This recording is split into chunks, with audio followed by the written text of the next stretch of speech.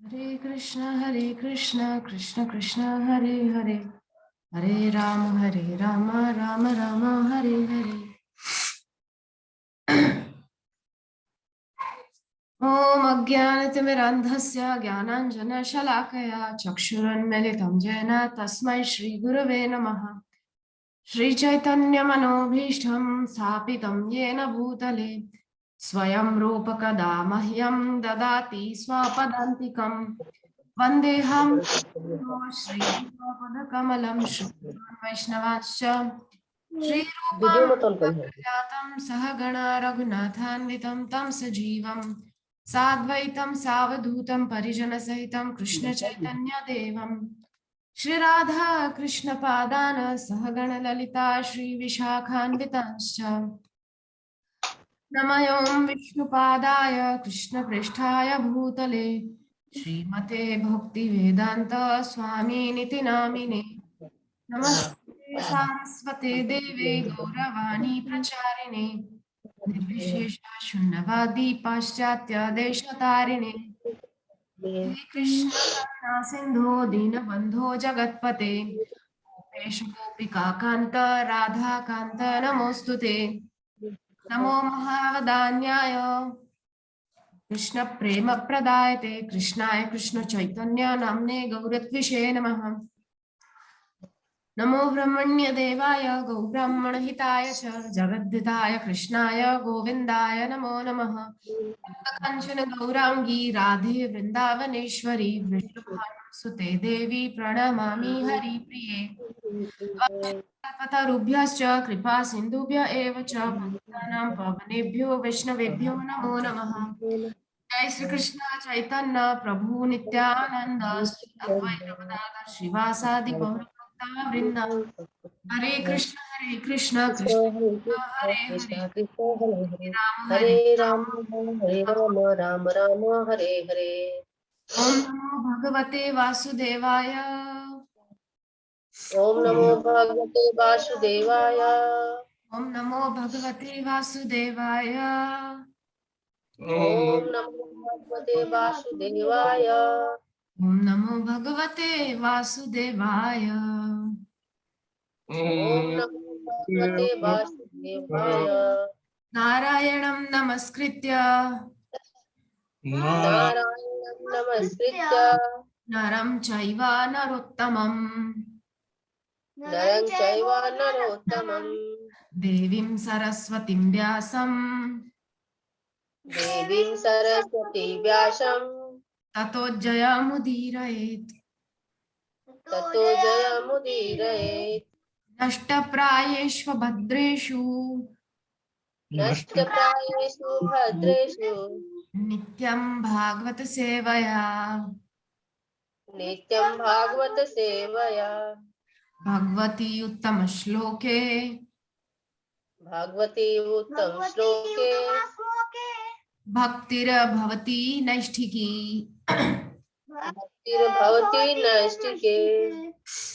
हरे कृष्णा। हरे कृष्ण। उपस्थित वैष्णवों के चरणों में दंडवत प्रणाम। तो जैसा कि आप सभी जानते हैं, आज प्रभु जी मायापुर में नहीं है, वो किसी काम से कृष्णानगर गए हैं उनकी गाड़ी का लाइसेंस बनवाने के लिए। तो आज हमको यहाँ पर उन्होंने आदेश दिया है कि हम कुछ हरि चर्चा करें।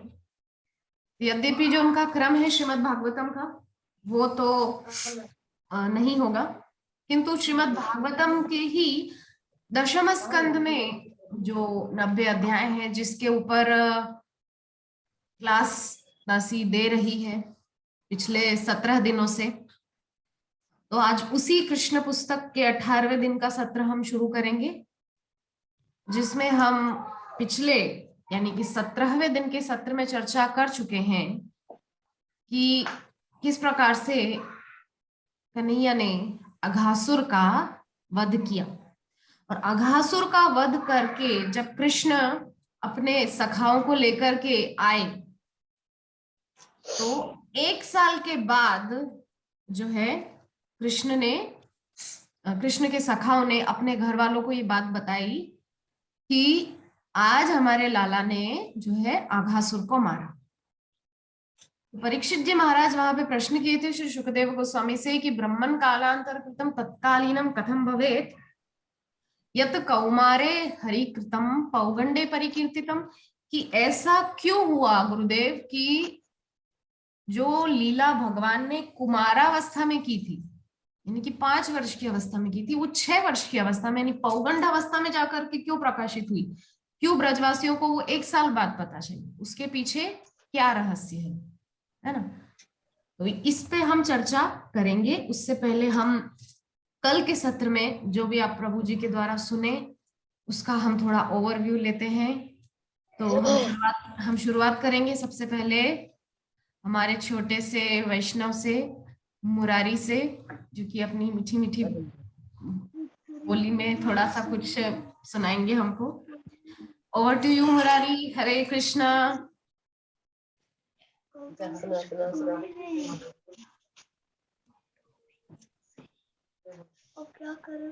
कथा सुना दो, ऊपर भी नहीं सुने। हरे कृष्णा मुरारी। बोलो। हरे कृष्णा माता जी, दंडवत प्रणाम। हरे कृष्णा प्रभु, दंडवत प्रणाम।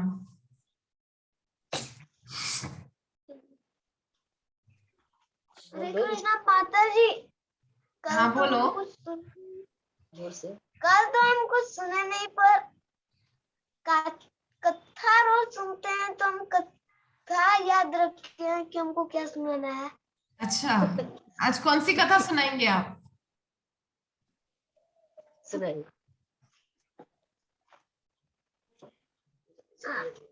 हरे कृष्णा माता जी। हरे कृष्णा। दंडवत प्रणाम। आज हमको सुनाना है पूतना का वध। अच्छा, तब सुनाइए। जब पूतना को बुलाया कंस और बोला कि तुम जाओ और उस बालक कृष्ण का वध कर दो, तो वो बोली कि ठीक है। तो वो बोला कि तुम लेकिन देख के जाना, वो स्वयं विष्णु का अवतार है, वो बहुत छलिया है। तो वो बोली कि आप चिंता ना करें महाराज, कंस मेरे पास विष मिला हुआ दूध है, जिस बालक पीकर मर जाते हैं। तो वो बोली कि जाओ। तो गई और अपना भेष बदल के राजमहल में प्रवेश किया और उनको अपने गोद से उठाई और दूध पिलाने लगी। सब लोग जब गया तो दूध पिलाने लगी, तो भगवान इतना जोर से दूध पीने लगे कि उसको दर्द होने लगा और वो अपने असली रूप में आ गई। और भगवान उसी प्रकार उसको लाते लाते उड़ के गई थी, तो उसको नीचे ला दिए और उसका वध कर दिए। सब ग्वाल रहे थे, तो फिर उनके देह पे चढ़े थे, तो उनको उठा के फिर घर लेकर आए। तो फिर उसको उनको झूला झुलाया गया और फिर इसी प्रकार भगवान कृष्ण ने अपना का वध किया। बहुत सुंदर। बहुत अच्छा सुनाए आप पूतना वध की कथा।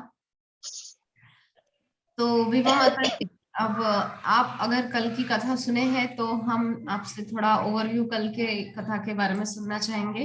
हरे कृष्ण जी। हरे कृष्णा, दंडवत प्रणाम माता जी। हरे कृष्ण माता जी, दंडवत प्रणाम। तो कल हम लोग 15 नंबर और 16 नंबर श्लोक के बारे में चर्चा हुई थी। तो 15 नंबर श्लोक में, उससे पहले जो हम लोगों ने श्लोक का बारे में पढ़ा था प्रभु जी से, तो उसमें था कि काल के वश में सब है।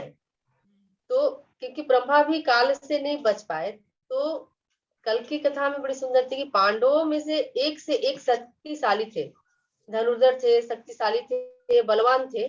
फिर भी जो है काल जो है ना, समय परिस्थिति में सबको उसके चक्र में फंसना पड़ता है। तो कहने का मतलब ये था कि पांडव इतने शुद्ध भक्त थे, फिर भी वो समय जो सुख दुख का है उससे वंचित नहीं रहे। तो प्रभु जी ने कल हम लोग को उदाहरण में मनसा पूजा का बिहुला और लखिंदर का कथा बताए, सत्यवान और सावित्री का उदाहरण में बताए, फिर इंद्रदेव का पूजा जो रोक करके भगवान गोवर्धन पूजा करवाए उसके बारे में बताए उदाहरण से। तो कहने का मतलब है कि समय के अनुसार काल के बस में सब है, समय से सब चीज होता है। तो यहाँ भीष्म देव जो है, तो भीष्म महाराज इतने धर्मनिष्ठ, इतने सत्य मार्ग पर चलने वाले हैं, फिर भी उनकी पराजय हुई क्योंकि वो अधर्म के साथ दे रहे थे। लेकिन पांडव जो धर्म के पथ पर चलते थे और अपने मार्ग को नहीं छोड़े, इतनी विषम परिस्थिति आई लेकिन फिर भी वो अपने मार्ग से पथभ्रष्ट नहीं हुए, भगवान के प्रति शरणागति होते हुए भी अपने सारे कार्य को किए। क्योंकि इतने सारे उनके साथ परिस्थितियां आई, लक्षागृह में जलाया गया उनको, भीम को विष पिलाया गया, तो इस प्रकार से बहुत सारे ये हुआ, 5 पुत्रों का वध कर दिया गया, लेकिन फिर भी वो अपने विषम परिस्थिति में भी भगवान के पर समर्पित रहे और भगवान को ही अपना सर्व कुछ मान करके सभी कार्य को करते रहे। अभी सभी कष्टों को झेलते रहे, सहते रहे, कभी भगवान को कंप्लेन नहीं किया कि मेरे साथ ऐसा क्यों हो रहा है। तो विष्णुदेव कहते हैं कि ये जो भगवान की जो प्लानिंग है ना, इसको हम लोग नहीं समझ सकते हैं। भगवान क्या प्लान किसके साथ क्या करना चाहते हैं वो भगवान ही जानते हैं। बड़े बड़े विद्वान दार्शनिक जो है वो भी भगवान की लीला को समझ नहीं सकते हैं। तो हम लोग इस भौतिक जगत में रहने वाले ये जीव क्या जानेंगे भगवान की लीला के बारे में। फिर भी हम लोगों की भगवान का लीला को सुनना है, उन पर विश्वास रखना है और तर्क वितर्क नहीं करना है। भगवान की लीलाओं पर विश्वास रखते हुए उनके प्रति शरणागति होना है। तो इस प्रकार से कहते हैं कि भगवान का मास्टर प्लान चलता है, हमारा प्लान होता है, ऐसा हम लोगों ने जानते हैं। तो भगवान इसी प्लान के तहत जो भीष्म देव और पांडवों के प्रति, दुर्योधन के प्रति जो युद्ध हुआ, ये भगवान की एक प्लान थी कि इस व्यवस्था की तरह अधर्म का पराजय करना है और धर्म की स्थापना करना है। तो इस प्रकार से भगवान ने पांडवों की विजय कराई और कौरवों की पराजय हुई। तो हरे कृष्णा माता जी, दंडवत प्रणाम, इतना ही बोल पाएंगे अभी। कृष्णा माता जी, बहुत सुंदर आपने बताया। कल की जो कथा उसका पूरा सार आपने बता दिया। तो अब हमारे बीच में उपस्थित है प्राण मोहन प्रभु जी, उनसे हम थोड़ा निवेदन करेंगे कि कल की कथा का कुछ सार तत्व हमको बताने की चेष्टा करें। हरे कृष्ण। हरे कृष्ण माता जी।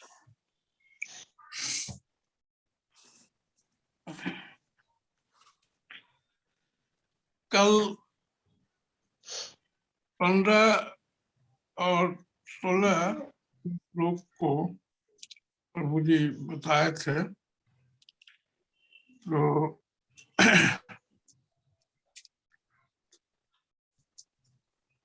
कल 15 नंबर श्लोक में प्रभु जी बताए थे कि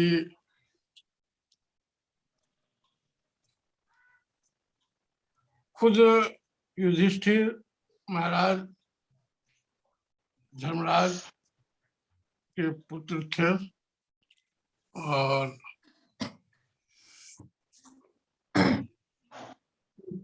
भीम गदाधारी और धनुर्धारी अर्जुन के रक्षक थे। भगवान कृष्ण भी उनके साथ थे और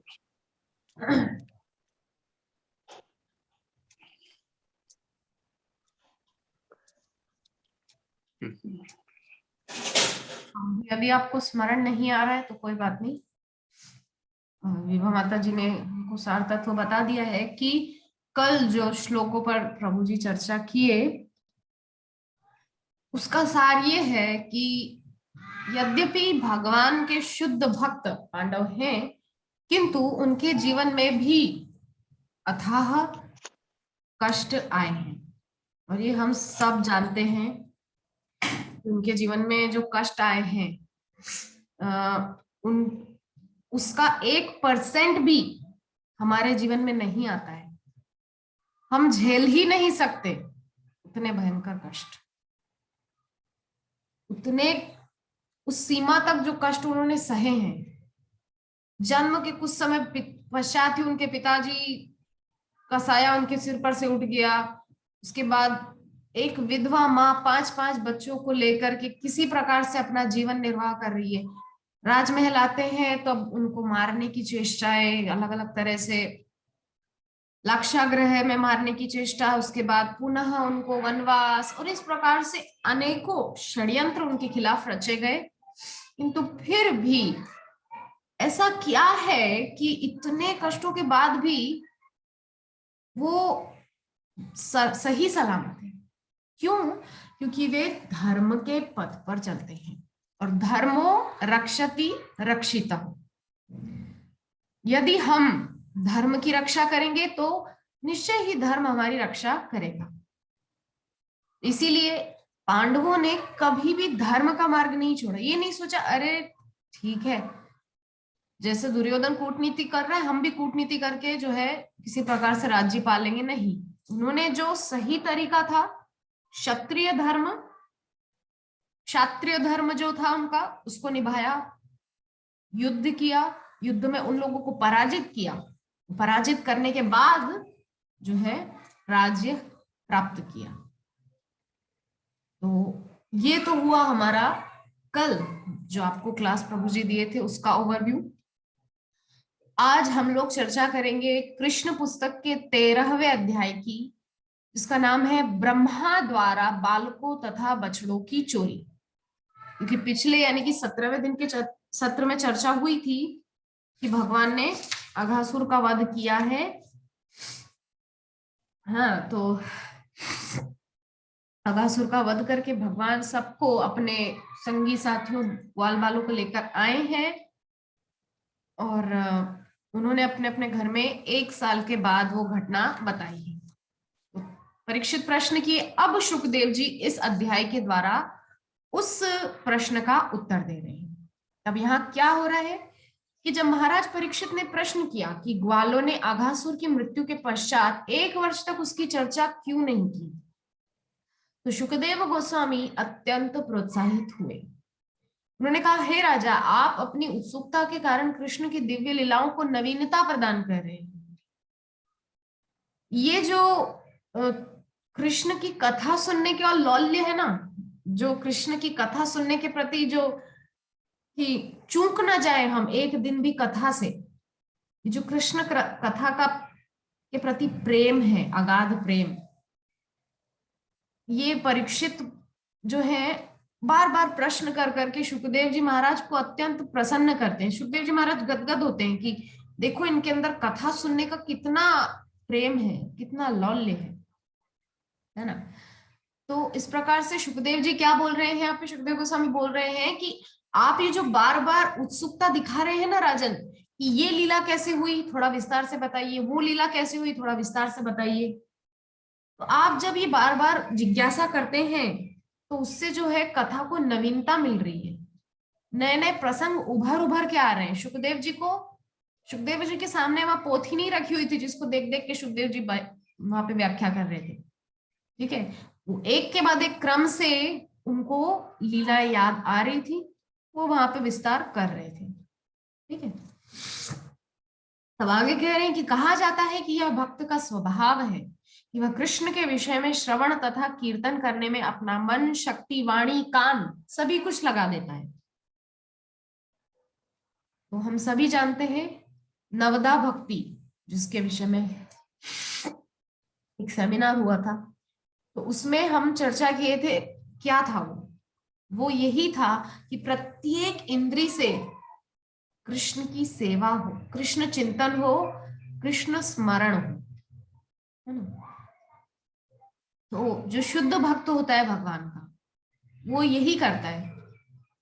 जैसे कि कोई माता जी रसोई में भगवान के लिए भोग बना रही है, तो क्या कर रही है, भोग बन रहा है भगवान के लिए, कानों में जा रही है कृष्ण कथा लगा करके भोग बना रही है माता जी कोई, तो कानों में जा रही है कृष्ण कथा, अंदर वो कानों के जरिए अंदर मन में उतर रही कथा, तो मन में चिंतन चल रहा है कृष्ण लीलाओं का, हाथों से चल रही है कृष्ण सेवा। इस प्रकार से जो भक्त होता है, शुद्ध भक्त, वो प्रत्येक क्षण अपनी प्रत्येक इंद्रिय से कृष्णमय रहता है। यह कृष्ण भावनामृत कहलाता है। कृष्ण भावनामृत है क्या असल में? कृष्ण कॉन्शियसनेस, जो प्रभुपाद ने हमको दिया है। श्रील प्रभुपाद की कृपा का स्वरूप है कृष्ण भावनामृत। हम सभी जानते हैं जिसके पास जो होता है वो वही बांट सकता है। अब किसी दुकान में मान लीजिए कि ज्वेलरी मिलती है, आप वहां जाकर के अगर कहेंगे कि हमको एक जोड़ी चप्पल दीजिए, तो ये तो बहुत हास्यास्पद होगा, है ना। जिस जगह जो मिलता है वहां जाकर आप वही मांगेंगे तो मिलेगा, अगर कुछ और मांगेंगे तो गलत हो जाएगा, है ना। तो प्रभुपाद के पास भर भर के कृष्ण भावनामृत था। कृष्ण भावनामृत का मतलब होता है ऐसी भावना जो हमको सदैव कृष्ण से जोड़े रखे। मतलब हम सुने तो कृष्ण कथा, देखें तो कृष्ण का दर्शन करें, कार्य हम करें तो वो सेवा हो कृष्ण के लिए या कृष्ण भक्तों के लिए। हाँ, तो प्रत्येक इंद्रिय से यही होती है गोपी, जो प्रत्येक इंद्रिय से कृष्णमय रहती है ना। तो यही कृष्ण भावनामृत है। और जो व्यक्ति कृष्ण के विषय में श्रवण तथा कीर्तन में लीन रहता है, उसके लिए यह विषय कभी नीरस या बासी नहीं होता। हम सभी जानते हैं कि अनंत काल से कथाएं सुनी जा रही हैं, सुनाई जा रही हैं, पर क्या किसी दिन हमको ऐसा लगा बोरियत, अरे ये तो वही कथा है? नहीं। क्यों नहीं लगता? क्योंकि इसका एक उदाहरण हम समझते हैं। गंगा में हम स्नान करने जाते हैं, हरिद्वार के तट पे या किसी भी तट पे, मायापुर में भी गंगा है, तो तट पे हम स्नान करने जाते हैं। अरे कल तो गए थे स्नान करने, आज फिर क्या स्नान करने? वो जो जल था वो तो बह गया आगे, कल जिसमें आप स्नान किए थे वो धारा बह गई, आज एक नया जल आ रहा है बहता हुआ गोमुख से। तो इसी प्रकार ये भागवत कथा की धारा है ना। भागवत कथा की धारा भी अगाध बहती जा रही है, बहती जा रही है।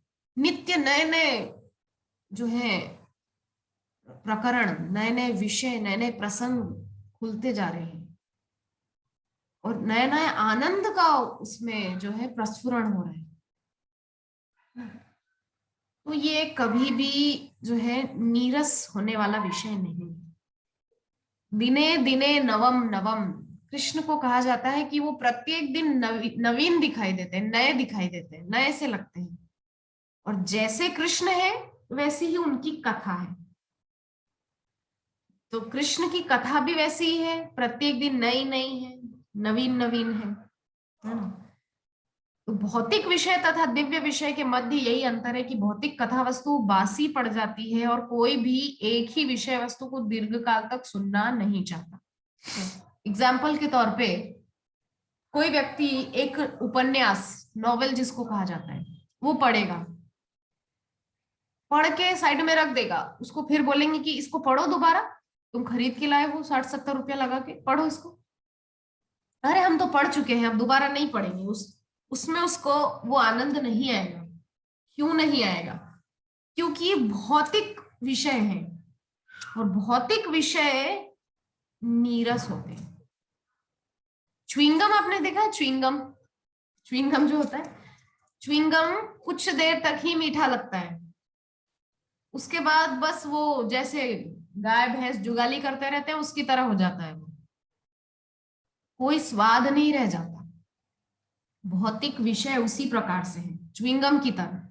शुरुआत में बहुत आपको मीठा लग सकता है, किंतु तत्पश्चात केवल चबाए हुए को चबाने के समान मूर्खता है वो, केवल, है ना। किंतु कृष्ण के विषय में, हरि के विषय में आप चर्चा करते रहो। आपको प्रभु जी कितनी बार ये उदाहरण दे चुके हैं कि जगन्नाथपुरी में 18 वर्ष तक श्रीमन महाप्रभु रहे तो स्वरूप दामोदर गोस्वामी से वो क्या कहते थे कि स्वरूप दामोदर गोस्वामी पूछते, हे महाप्रभु, आज आप कौन सा प्रसंग सुनना चाहेंगे? ध्रुव चरित्र, प्रहलाद चरित्र। 18 वर्षों तक ध्रुव चरित्र, प्रहलाद चरित्र सुना है। प्रहलाद चरित्र सप्तम स्कंद में है और ध्रुव चरित्र चतुर्थ या पंचम स्कंद, चतुर्थ स्कंद में है। हाँ? तो ऐसे जो है तृतीय चतुर्थ स्कंद में, अभी थोड़ा मुझे कंफ्यूजन हो रहा है, किंतु जो भी है केवल 2 स्कंद ही मात्र सुनते थे। और प्रहलाद जी का चरित्र तो सप्तम स्कंद की शुरुआत से नहीं, बीच में जाकर के सप्तम स्कंद शुरू होता है, प्रहलाद चरित्र शुरू होता है। तो श्रीमन महाप्रभु सब समय बस वो कुछ अध्यायों को ही सुनना चाहते थे। क्यों? क्योंकि नीरसता नहीं आती, ये बासी नहीं होते, ये पुराने नहीं होते हैं, है ना। इसीलिए इतने सुंदर सुंदर हरि के विषय हैं, भगवत विषय हैं, कृष्ण के विषय में चर्चा यदि की जाए तो वो सब समय नवीन रहती, नूतन रहती। यही है कृष्ण भावनामृत, कि हमको कभी भी, हम हरि नाम रोज जपते हैं, 16 माला का नियम जो है उसके हिसाब से। तो किसी दिन आपको लगा अरे कल तो जपा था 16 माला, अब आज फिर से जपना है क्या? वही तो है 16 माला, फिर से 16 माला करने का क्या मतलब है? वही हरे कृष्ण कृष्ण कृष्ण हरे हरे, हरे राम राम राम हरे, फिर से वही करना है, क्या मतलब है? किंतु नहीं, इसमें कभी कुछ पुरानापन लगता ही नहीं है, हमेशा नूतन लगता है, हमेशा नया नया सा लगता है। हाँ? तो इसलिए हमको चाहिए कि हम कभी भी हमारे अंदर ऊब ना आए इन चीजों से, और आ सकती नहीं। हरि जैसे भगवान का है नाम, रूप, लीला, धाम। नाम यानी कि जो हम जप करते हैं रोज, कभी पुराना नहीं लगता, सदैव नवीन। रूप यानी कि भगवान को आप जाके दर्शन करो, रोज नए नए से लगते हैं। लीला यानी कि उनकी कथाएं कभी पुरानी नहीं होती, नित्य नवीन होती हैं। उसके पश्चात धाम। धाम में आप चाहे जितनी बार जाओ, आपको ऐसा नहीं लगता है तो देखा हुआ है सब, फिर से देखने का मन करता है। हम रहते मायापुर में है, किंतु मंदिर तो रोज जाते ही हैं। उसके अलावा भी जो निमाई जन्म स्थान है, जो महाप्रभु की जन्मस्थली है, हम बहुत बार दर्शन कर चुके हैं, फिर भी थोड़े थोड़े दिनों में ऐसा लगता है कि चलो फिर से जाकर के दर्शन करें, बहुत दिन हो गए दर्शन नहीं किए। वो इतना अलौकिक स्थल है ना, बहुत अलौकिक है सच में। निमाई जन्म स्थान जो है बहुत अद्भुत धाम है, जो मंदिर है यहाँ पर योगपीठ।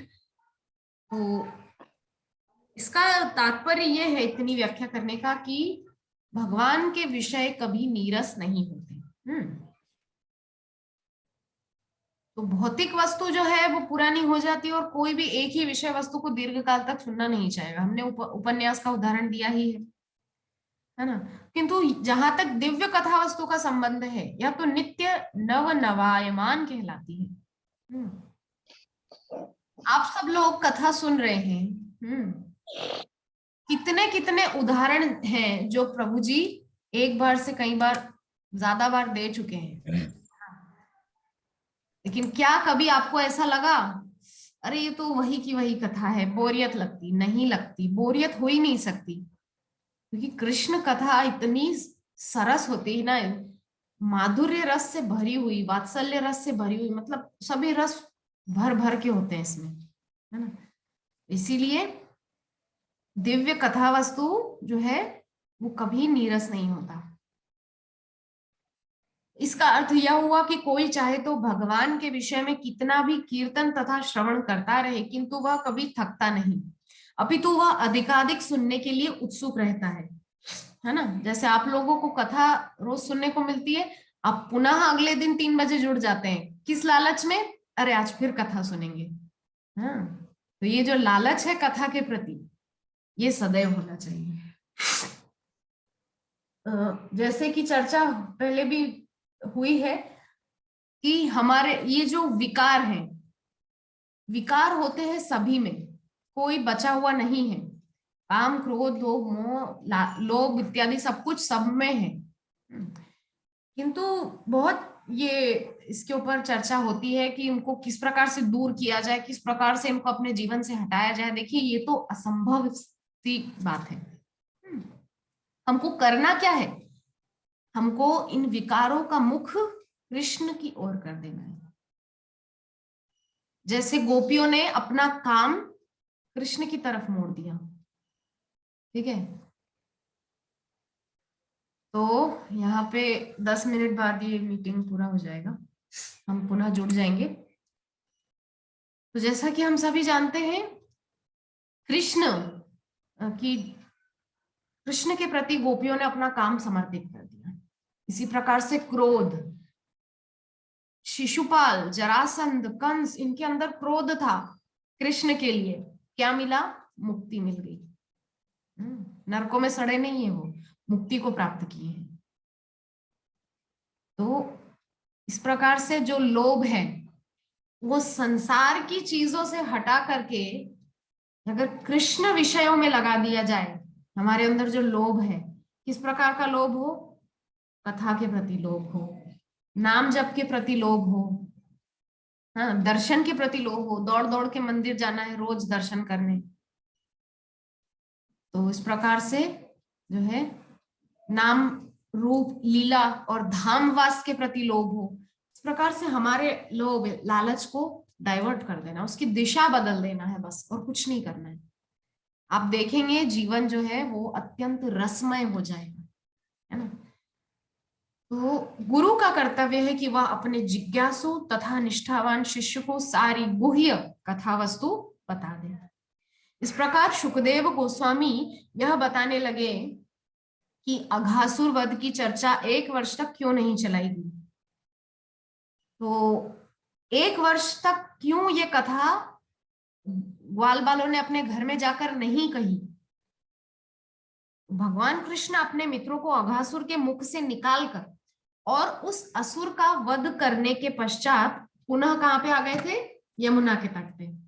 उनका वो चल रहा था, सहभोज चल रहा था, सब साथ में बैठ के खा रहे थे, एक दूसरे का झूठा खा रहे थे, एक दूसरे को अपने हाथ से खिला रहे थे, एक दूसरे के हाथ से लूट खसोट करके खा रहे थे।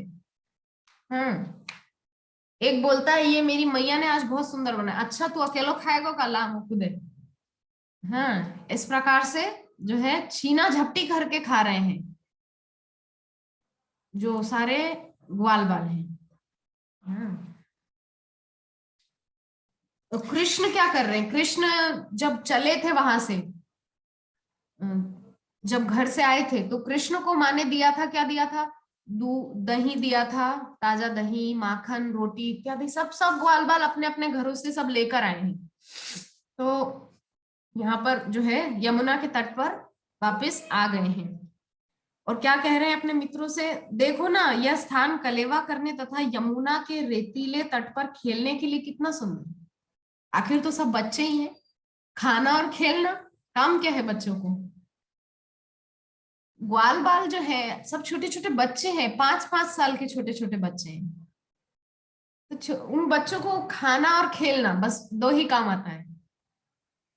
तो उनको लगा वो जगह बहुत सुंदर है, अब यहाँ पर बैठ के हम सब मिलकर के खाएंगे और फिर खेलेंगे। सब निश्चय करके एक बड़ा सा घेरा बना के बैठ गए। अब बैठ गए तो क्या कर रहे हैं? देख रहे हैं, आप आपस में चर्चाएं कर रहे हैं। देखो ना, ये कमल का फूल कितना सुंदर खिल रहा है यमुना के जल में, और सुंदर सुगंध चारों दिशाओं में चतुर्दिक अपनी इसकी सुगंध फैला रहा है। और आसपास जो देखो पक्षियों की आवाज कितनी सुंदर आ रही है, कितना सुंदर पक्षी चहचहा रहे हैं, कलरव कर रहे हैं।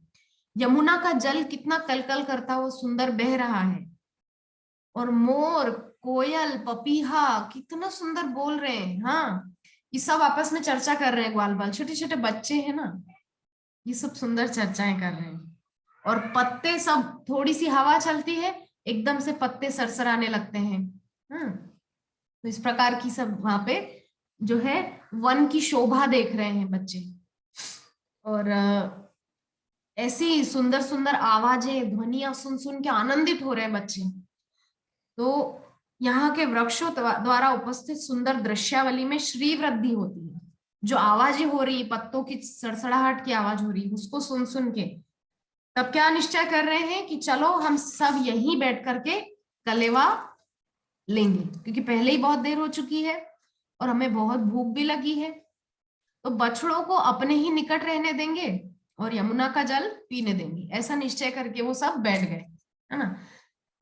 तो बछड़े जो है जब तक हम कलेवा लेंगे तब तक वो भी आसपास जो हरी हरी घास है उसको चर लेंगे, यमुना जल पी लेंगे, ठीक है, दोनों का काम हो जाएगा। तो कृष्ण से इस प्रस्ताव को सुनकर सारे बालक बहुत प्रसन्न हुए और बोले निश्चय ही हम यही कलेवा करेंगे। तब उन्होंने बछड़ों को घास चरने के लिए छोड़ दिया। बछड़े घास चर रहे हैं आसपास, यमुना जल पान कर रहे हैं। हाँ, तो कृष्ण को बीच में बैठाकर सारे बालक उनके चारों ओर जमीन पर बैठ गए और घर से लाए अपने अपने भोजन की पोटली खोलने लगे। तो भगवान श्री कृष्ण केंद्र में बैठे थे और सभी बालक कृष्ण की ओर मुख करके बैठे थे। तब क्या हो रहा है कि कोई लाया है दूध भात, कोई लाया है दही भात, कोई लाया है दाल भात, कोई लाया है कड़ी भात, कोई अलग अलग प्रकार के आचार लाया है, कोई कुछ लाया है, कोई कुछ लाया है। सब बोल रहे हैं देखो लाला आज मेरी मैया ने ये बनाया। तो कृष्ण सबसे थोड़ा थोड़ा लेकर के अपने हाथ की जो हथेली है ना उसमें रखते जा रहे हैं और सबको खा रहे हैं, थोड़ा थोड़ा थोड़ा थोड़ा सबसे ले लेके खा रहे हैं। कोई बोलता है कि मेरी मैया ने तो आज ये बहुत सुंदर लड्डू बनाया। तो कन्हैया बोला ला दे। बोले वो तो मैं खा गया। अरे बोले तूने खा लिया अकेला, मुझे नहीं खिलाया। तब अपने मुख से निकाल के थोड़ा सा जो है लाला के मुख में दे रहा है। अरे वाह बहुत सुंदर हुआ, ये तो बहुत सुंदर लड्डू है। इस प्रकार से जो है बालकों के बीच में सुंदर जो है अटखेलियां चल रही हैं, खिलवाड़ चल रहा है। तो आगे क्या कर रहे हैं बच्चे लोग, सब खा रहे हैं, सब अपने अपने घर से कुछ ना कुछ लाए हैं। किंतु वहां जो है कृष्ण जो है ऐसे सब बैठे हुए साथ में पुष्प की तरह बैठे हुए सब, और कृष्ण जो है उस पुष्प की पंखुड़ियों के समान दिखाई दे रहे थे, सुंदर नील कमल के समान कृष्ण सबके बीच में बहुत सुंदर लग रहे थे। तो सारे बालक फूल पत्तियां तथा वृक्षों की छाल एकत्र करके उन्हें अपनी अपनी पोटली के नीचे रखकर अथवा अपनी पोटली में से ही कृष्ण के साथ साथ कलेवा करने लगे। तो कोई कोई पोटली में लाया था तो इस प्रकार से पोटली को ही फैला दिया और उसी में खाने लग गए, और कोई कोई वृक्षों के पत्ते ले आया उस पे फैला करके सब बैठ करके खा रहे हैं आराम से। तो कलेवा करते हुए हर बालक कृष्ण के साथ अपना अपना संबंध प्रदर्शित कर रहा था और वे सब परस्पर हंसी ठट्टा करके आनंद लूट रहे थे। वे जब इस प्रकार मित्रों के साथ कलेवा करने का आनंद उठा रहे थे तो उन्होंने अपनी बांसुरी अपने फेंट में और अपना महिष सिंह तथा अपनी लकुटी अपने वस्त्र की बाईं ओर धकेल दी। तो कन्हैया जो है यहाँ पर फेंट बांधते हैं कमर में, उसमें उन्होंने अपनी बांसुरी को लगा लिया है। उन्होंने दही माखन चावल तथा फलों के खंड से तैयार किए भोजन को अपनी बाईं हथेली पर रखा जो उनके कमल दल जैसी अंगुलियों के पोरों के बीच से दिखाई पड़ रहा था। बहुत सुंदर कृष्ण का सौंदर्य यहाँ पे व्याख्यान हो रहा है। तो श्री भगवान जो समस्त महान यज्ञों के फल को स्वीकार करने वाले हैं, हंसते हंसाते वृंदावन में अपने मित्रों के साथ कलेवे का आनंद लूट रहे थे। यह दृश्य देवता गण आकाश में देख रहे थे। सारे बालक श्री भगवान के साथ दिव्य आनंद का अनुभव या सुख भोग रहे थे। उसी समय पास चरते हुए बछड़े नई उगी घास के लालच में निकटवर्ती घने जंगल में चले गए। तो क्रमशः दृष्टि से ओझल हो गए। सारे बछड़े जो बिल्कुल आसपास ही थे वो घने जंगल में चले गए अंदर की तरफ, है ना, नई घास खाने के लालच में।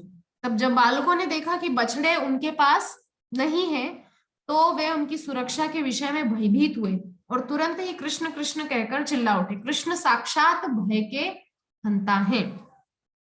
तो प्रत्येक व्यक्ति साक्षात भय से भयभीत रहता है। और यहाँ पर ये जो हमारा मीटिंग है ये भी पूरा होने वाला है, हम तुरंत नेक्स्ट में जुड़ जाएंगे, ठीक है। जैसे ही पूरा होगा आप सब नेक्स्ट में जुड़ जाइएगा। तो कृष्ण को पुकार रहे हैं सारे मित्र, क्योंकि जो बछड़े हैं वो उनकी दृष्टि से ओझल हो गए हैं नई घास चरने के लालच में। तो किंतु यही साक्षात भय कृष्ण से भयभीत रहता है। कृष्ण शब्द चिल्लाने से बच्चों का भय तुरंत जाता रहा। अपने प्यार के कारण कृष्ण नहीं चाह रहे थे कि उनके मित्र